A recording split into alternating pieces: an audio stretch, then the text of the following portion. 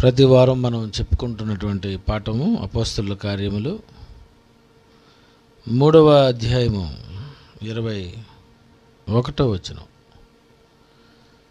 అపోస్తలుల కార్యములు 3వ అధ్యాయము 21వ వచనం.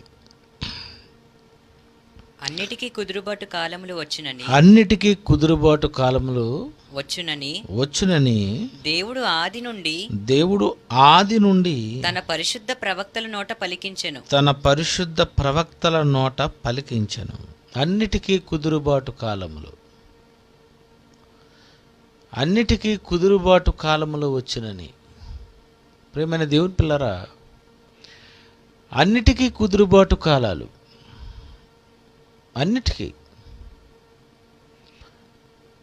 ఈ ప్రపంచములో ఉన్నటువంటి మానవాళికి, ఈ ప్రకృతిలో ఉన్నటువంటి ప్రతి పదార్థానికి,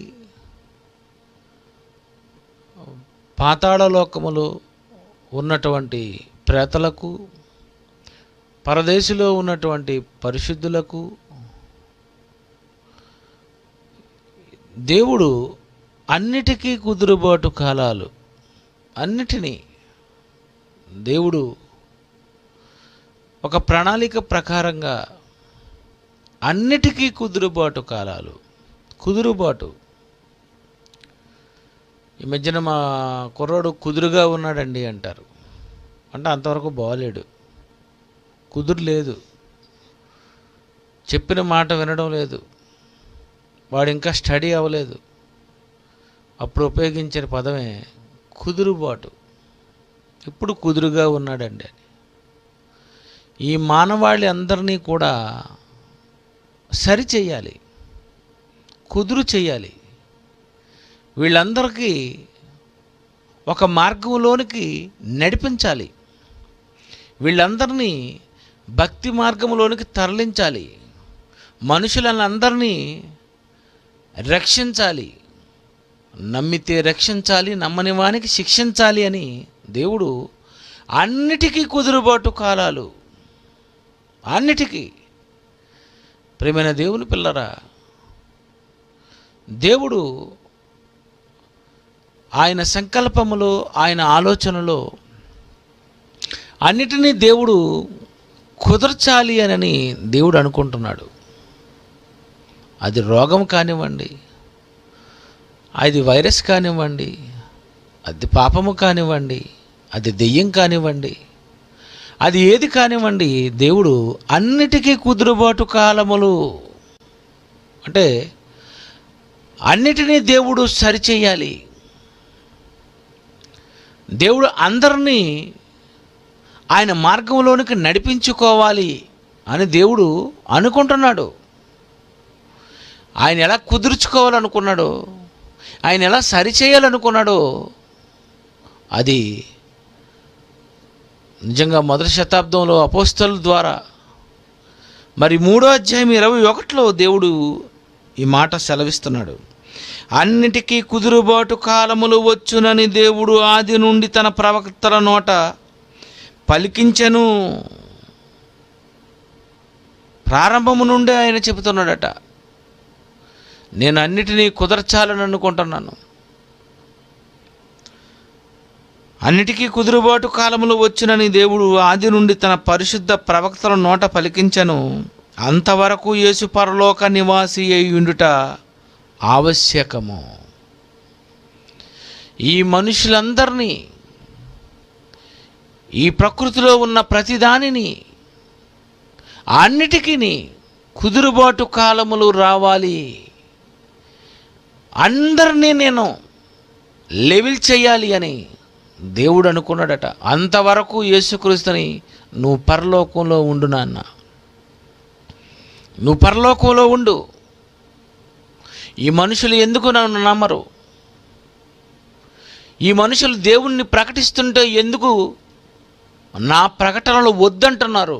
పని విషయం ఉందా అని అడుగుతున్నారు. మనుషులను రక్షించాలి అని ప్రేమ మాటలు చెబుతుంటే నీవు ఈ లోకానికి వచ్చి నీ రక్తాన్ని ఇచ్చి పాపులను క్షమించాలని నువ్వు అనుకున్నా, నేననుకున్నా, తప్పు చేసి కూడా మనిషి క్షమాభిక్ష వద్దనుకుంటున్నాడేటి? ఇలాంటి వాడిని కూడా నేను కుదర్చాలి. వాడిని ఎలా కుదర్చాలో తెలుసు. వాడిని ఎలా కుదర్చాలి?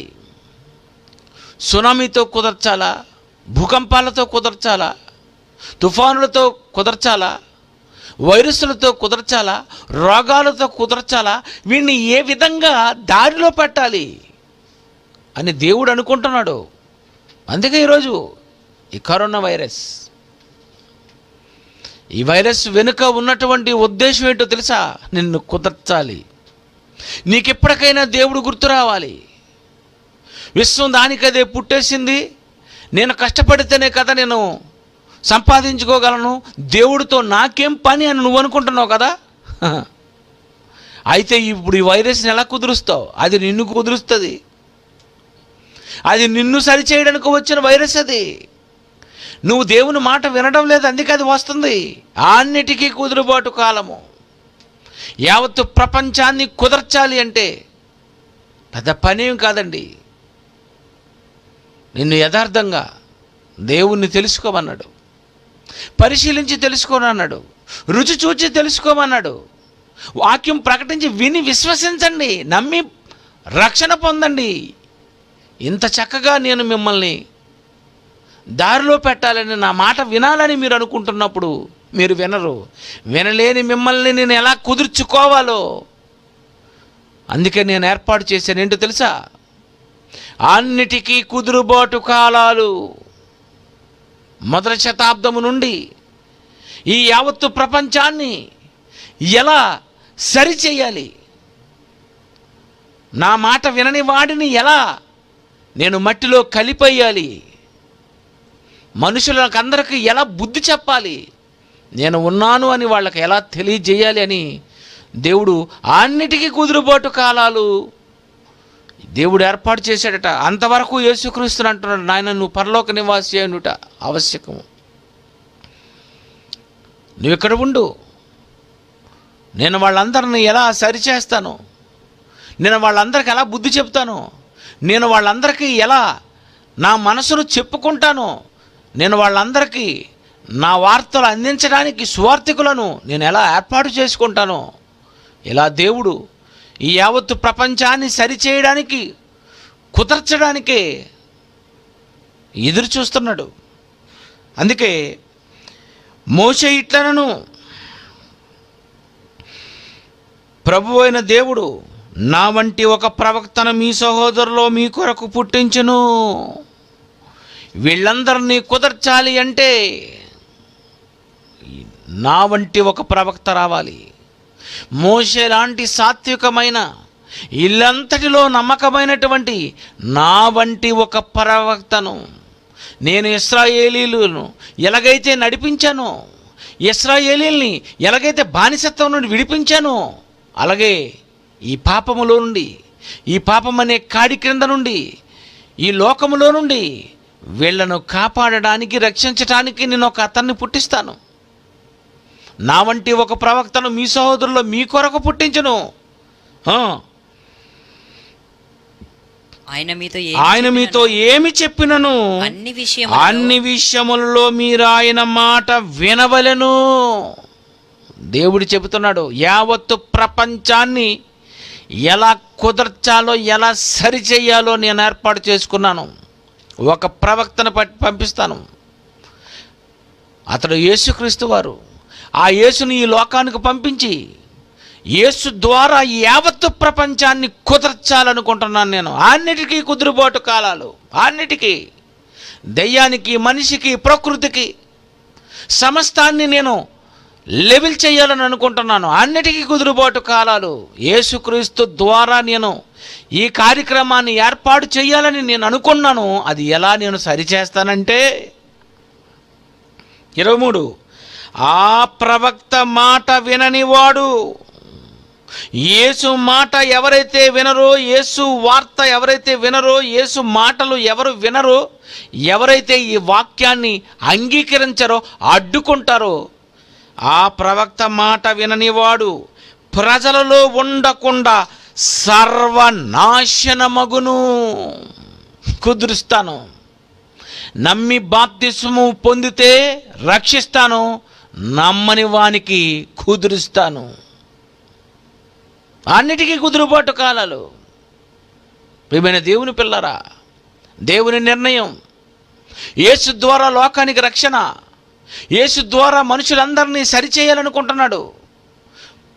ప్రయాసపడి భారం మోసుకొనుచున్న సమస్త జనులారా, మీ అందరికీ నేను విశ్రాంతి ఇవ్వాలనుకుంటున్నాను. మీ అందరి పాపాలు క్షమించాలనుకుంటున్నాను. పాపాలు పోవాలంటే యేసు వలన మాత్రమే పోతాయి. మీరు రక్షింపబడాలి అంటే, మీ పాపాలు తుడిచేయాలంటే యేసు వలన మాత్రమే తుడిచిపెట్టబడతాయి. కనుక అలాంటి యేసు క్రీస్తుని మీరు నమ్మితే మీరు రక్షింపబడతారు. మీరు మహాలోకానికి వస్తారు. మీరు ఒక అందమైనటువంటి జీవితాన్ని మీరు అనుభవించబోతారు.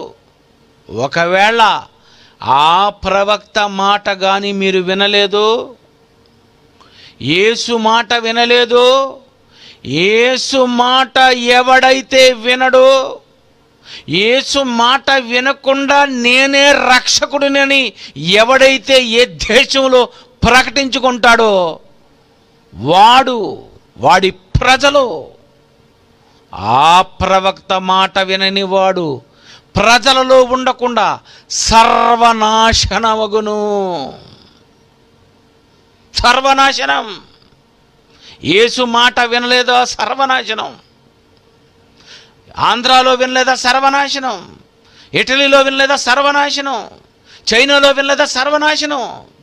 ఏ దేశంలోనైతే యేసు మాట వినరో, ఏ దేశంలోనైతే యేసు మీద తిరుగుబాటు చేస్తారో, ఏ దేశంలోనైతే క్రైస్తవులు హింసిస్తారో, ఏ దేశంలోనైతే ఆ ప్రవక్త మాట వినడో, వినని వాడిని ప్రజలలో ఉండకుండా సర్వనాశనము చేస్తానని దేవుడు అనుకున్నాడు. అందుకే వైరస్ నిన్ను కుదర్చడానికి, నిన్ను సరిచేయడానికి,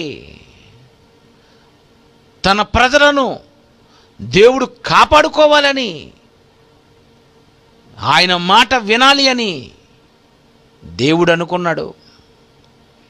ప్రతి తండ్రి తన పిల్లలు తన మాట వినాలనుకుంటారు. మరి దేవుడు మానవులందరికీ దేవుడు తండ్రి కాడా? మానవులందరికీ దేవుడే ఈ ప్రకృతిని ఆహారంగా ఇవ్వలేదా? ఆహారం పెట్టి, నీరిచ్చి, నీకు కావలసిన వాటిని అన్నిటినీ ఇచ్చి, సృష్టికర్తే దేవుడు అని నన్ను నమ్మండి, మీ అందరూ నా పిల్లలు, అందరూ దేవునికి సమానమే, అందరూ దేవుని పిల్లలే, అందరూ ఒకటే అని అంటుంటే ఆ దేవుని మాటలు వినడానికి ఎందుకు మీరు ఇష్టపడటం లేదు? అందుకే నేను ఒక ఏర్పాటు చేశాను. అందుకే నేను ఒకటి సంకల్పించాను. యేసుక్రీస్తు గురించినటువంటి వార్తలు ఈ ప్రపంచమంతటికి, సర్వలోకానికి ప్రకటించటానికి సువార్తికులుగా మిమ్మల్ని నేను ఏర్పాటు చేసుకుంటాను. ఎవరైతే ఆ యేసు మాట వినరో, ఎవరైతే యేసు మీద తిరుగుబాటు చేస్తారో, ఎవరు క్రైస్తవులను హింసిస్తారో, ఎవరు క్రైస్తవులను చంపుతారో, వాళ్ళు ఉగ్రవాదులైన, దేశ నాయకులైన, రాజకీయ నాయకులైన, ప్రజలైనా, గొప్పవారైనా, పేదవారైనా, ఎవరైనా, వారిని నేనేం చేయాలనుకుంటున్నానో తెలుసా? చూడండి, దేవుడు అంటాను 23వ వచనంలో, ఆ ప్రవక్త మాట వినని వాడు ప్రజలలో ఉండకుండా, ఇంకా ప్రజలలో ఉండకూడదు. నువ్వు హాస్పిటల్కి వెళ్ళిపోవాలి. ఇంకా ప్రజలలో ఉండకూడదు. నువ్వు సమాధికి వెళ్ళిపోవాలి. ఇంకా ప్రజల మధ్య నువ్వు ఉండకూడదు. నిజమండి. ఈరోజు ఉన్నటువంటి వైరస్, ఎందుకు ఈరోజు ఈ వైరస్ ఎంత విజృంభిస్తుందో తెలుసా? ఎందుకు ప్రజలు సర్వనాశనం అయిపోతున్నాడో తెలుసా? ఎందుకు తెలుసా చచ్చిపోతున్నాడు తెలుసా? ఆ ప్రవక్త మాట వినని వాడు, యేసు మాట వినని వాడినే ప్రజలలో ఉండకుండా సర్వనాశనం. బైబిల్ కాదంటే, యేసు వద్దంటే నిజం. చచ్చిపోయిన వారెవరైనా యేసును కాదనుకున్న వారేనన్నమాట.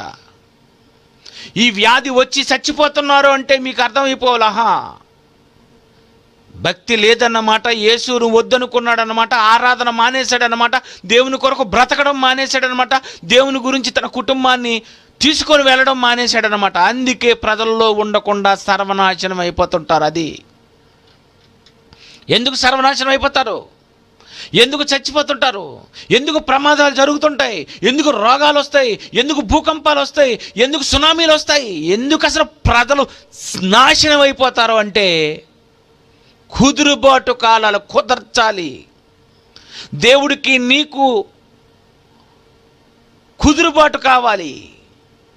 భక్తునికి దేవునికి అనుసంధానంగా యేసుక్రీస్తుని ఈ లోకానికి పంపించాడు. అగరబత్తిని కాదు, యేసుని. ఒక మనిషి దేవునితో సమాధాన పడాలంటే ఈ లోకానికి యేసు కావాలి.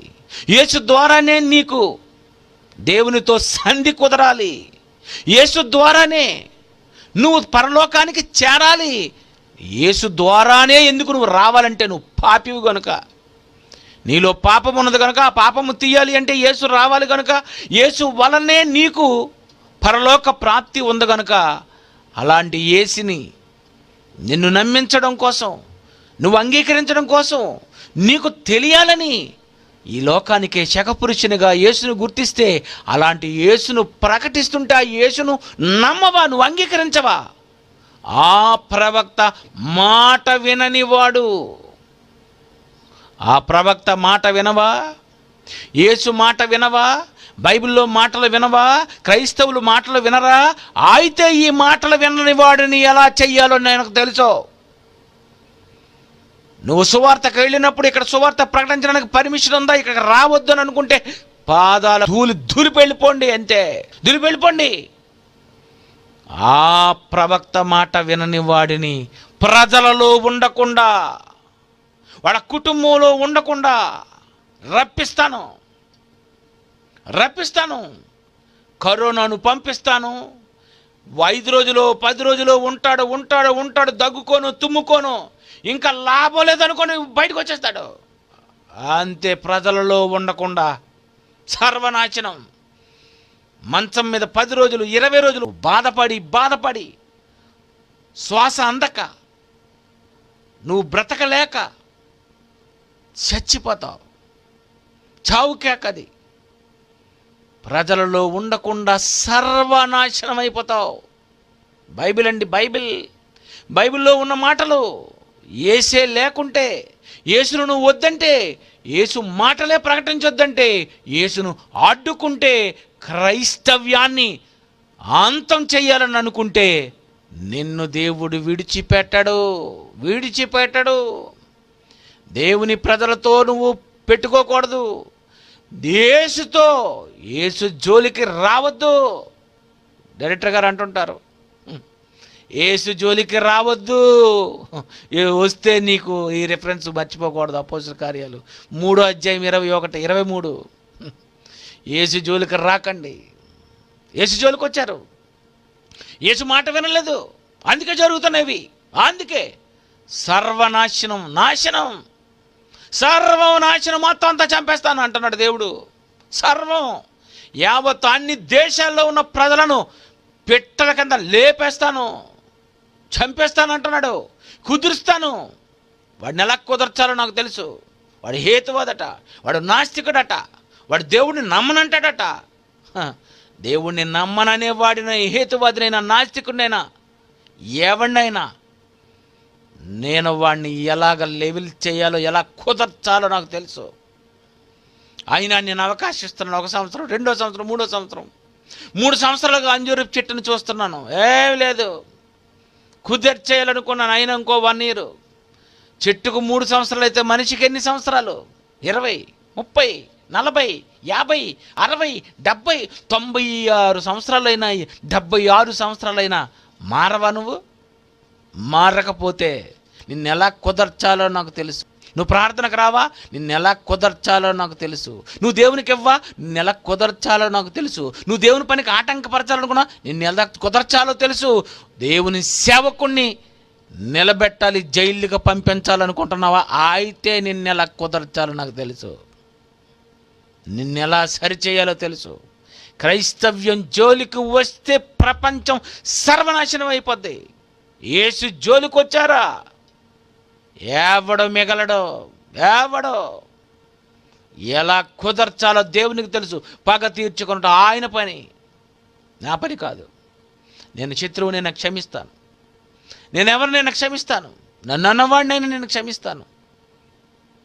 కానీ దేవుడు అనుకున్నాడు, సృష్టినిచ్చి ఆహారం ఇచ్చి ఈ లోకానికి నా కుమారుడైన యేసుని పంపి ఆయన ద్వారా నీకు పాపక్షమాపణ ప్రసాదించాలని, క్షమించాలని, నీ కొరకు నేను మారుతావని ఎదురు చూస్తుంటే, నేనే దీర్ఘశాంతంలోకి వెళ్ళిపోతే నా మాట వినవా?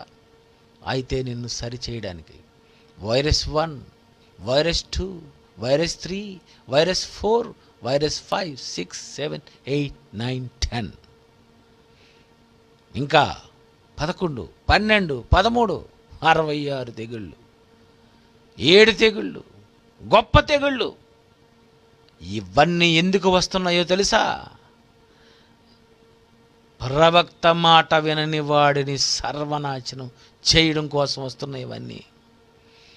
ఆ ప్రవక్త మాట వినని వాడు ప్రజలలో ఉండకుండా, వీడి ప్రజలలో ఉండకూడదు, ప్రజలలో తిరగకూడదు, ఇంట్లో ఉండిపోవాలి. వీడు గుడ్డ కట్టుకొని ఇంట్లో ఉండిపోవాలి, తలుపులు వేసుకొని ఇంట్లో ఉండాలి, బయట బండి మీద తిరగకూడదు, కారు మీద తిరగకూడదు, డ్యూటీకి వెళ్ళకూడదు. ప్రజలలో ఉండకుండా చెయ్యాలంటే దేవుడు చేయలేదా? ఈరోజు ఎవరు రోడ్డు మీద తిరుగుతున్నారో చెప్పండి. రోడ్లు ఖాళీ ఖాళీ ఖాళీ. ఈరోజు ఖాళీ, రేపు కూడా ఖాళీ అనట, ఎల్లుండి కూడా ఖాళీ అనట.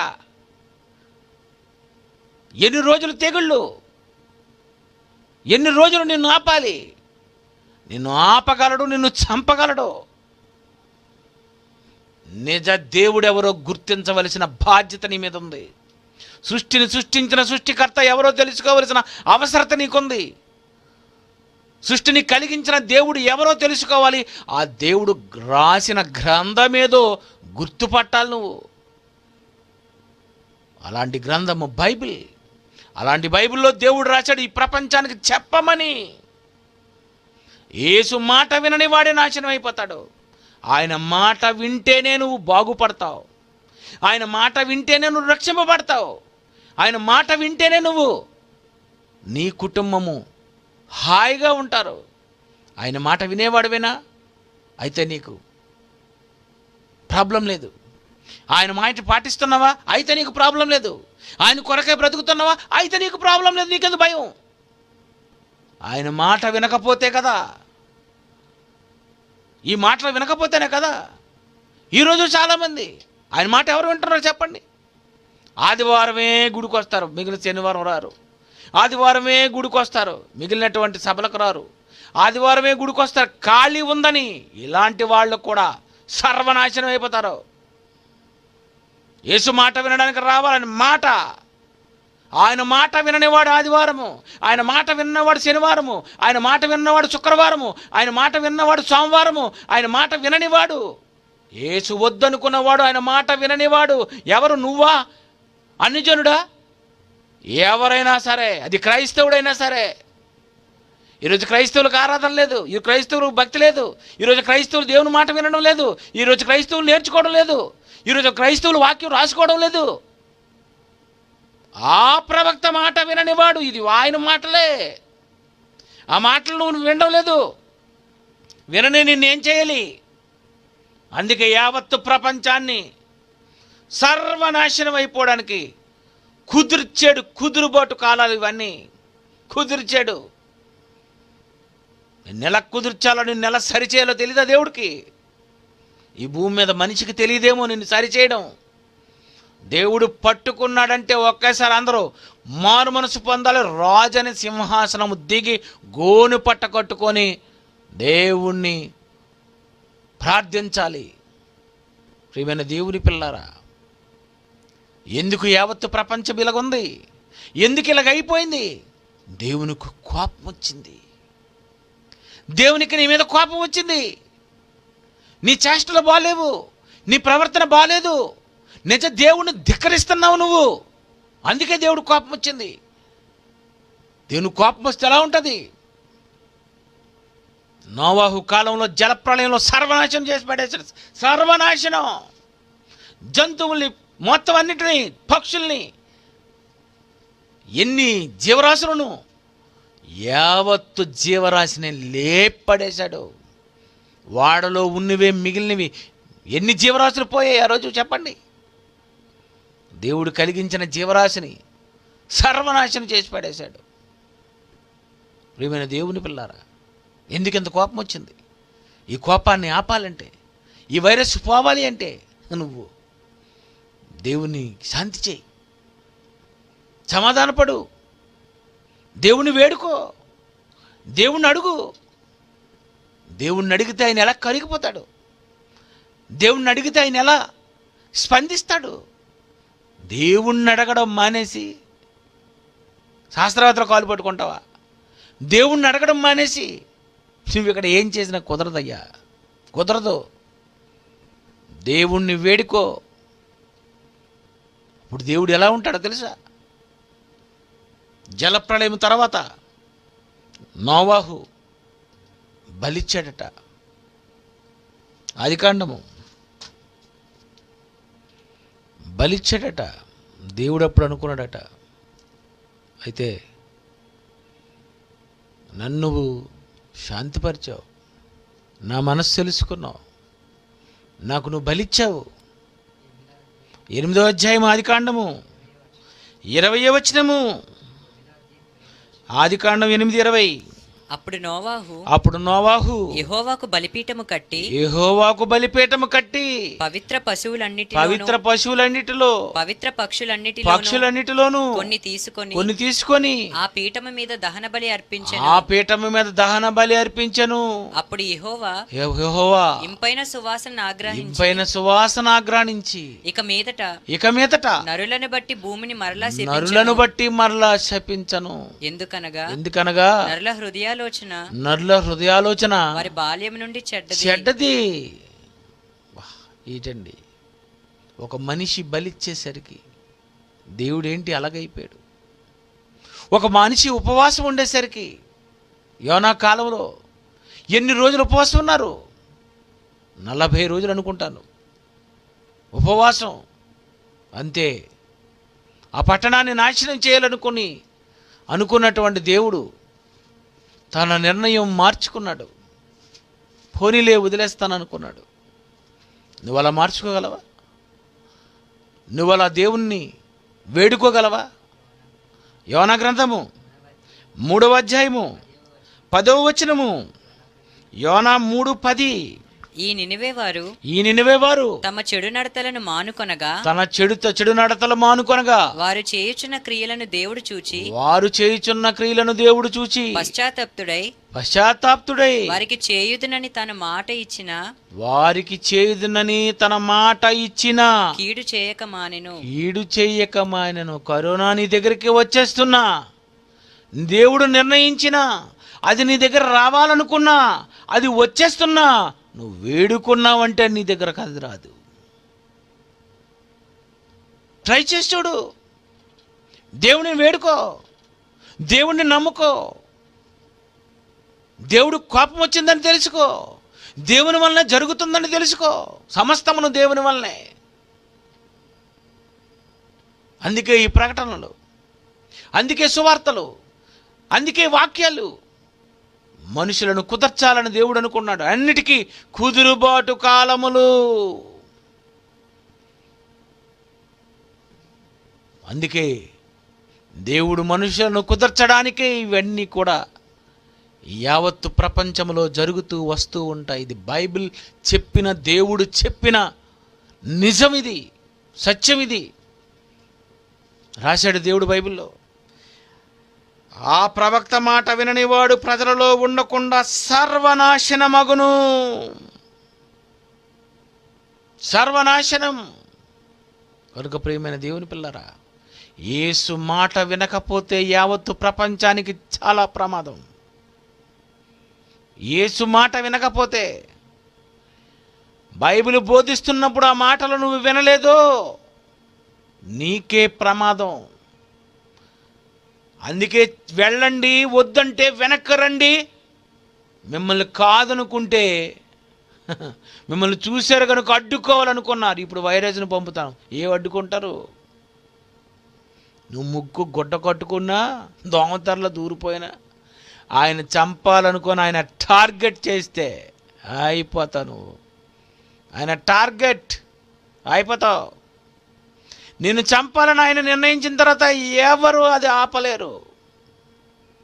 వైరస్ ఎలాంటి వైరస్ వచ్చింది? ఇంకా మిమ్మల్ని చంపాలంటే ఈజీ. ఏ డబ్బుతోనైతే నువ్వు బ్రతుకుతున్నావో, ఏ ధనమే దేవుడు అనుకున్నావో, అది వైరస్ ఉన్న వాడి చేతిలో కానీ ఇలాగా లెక్క పెట్టడం ప్రారంభిస్తే ఆ పేపర్ మీద ఉన్నటువంటి ఆ పేపర్ను పట్టుకున్న నువ్వు అయిపోతావు. యావత్తు ప్రపంచం నాశనం అయిపోద్ది. ఎప్పటికైనా బుద్ధి తెచ్చుకొని భయపడండి, దేవుణ్ణి వేడుకోనండి. ఆయన మాట వినకపోతే, ఆయన కుమారుని మాట వినకపోతే ప్రజల్లో ఉండకుండా సర్వనాశనం అయిపోతారు. అందుకే దేవుడు కుదుర్చుకోవాలనుకున్నాడు, కుదరకపోతే లేపేస్తాడు.